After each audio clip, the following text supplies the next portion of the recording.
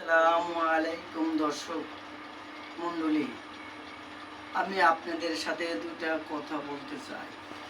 পর্দার আড়ালের মা ও বোনেরা, ভাই ও বন্ধুরা, ছোট বড় সবাইকে আমার আন্তরিক সালাম। আসসালামু আলাইকুম। আপনারা আমি মোহাম্মদ মাহবুবুর রহমান। আমি হজ করতে পারি না, তাও আপনাদের সামনে একটু বলার জন্য আসছি। তাই দুই চারটা কথা বলবো, ভুল ত্রুটি হলে ক্ষমা করে দিন। ভাই ও বোনেরা, লক্ষ্য করে শুনেন,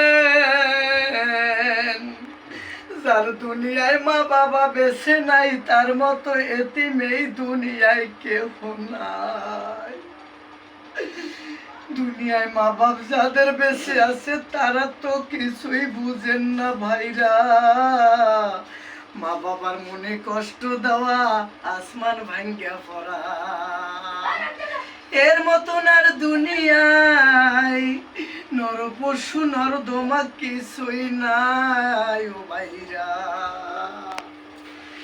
আপনারা যদি মা বাবার মনে কষ্ট দিয়া থাকেন, এই কিয়ামতের দিন আল্লাহ পাক আপনাদের উপরে যে কি একটা অত্যাচার করবে আপনারা জেনে রাখেন।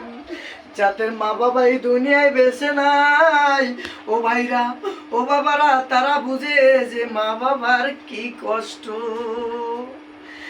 আমরা দুনিয়ায় মা বাপ থাকতো তাদের কষ্ট বুঝি না,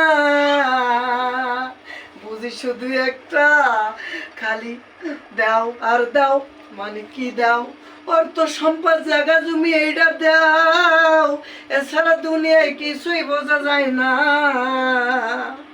ভাই ও বোনেরা, ও পর্দার আলারের মালা খালারা, মামারা, চাষিরা, দাদিরা, যদি আমার কথায় ভুল ত্রুটি হয় আপনারা ক্ষমা করে দিন। আসসালামু আলাইকুম রহমতুল্লাহি ওয়া বারাকাতুহু।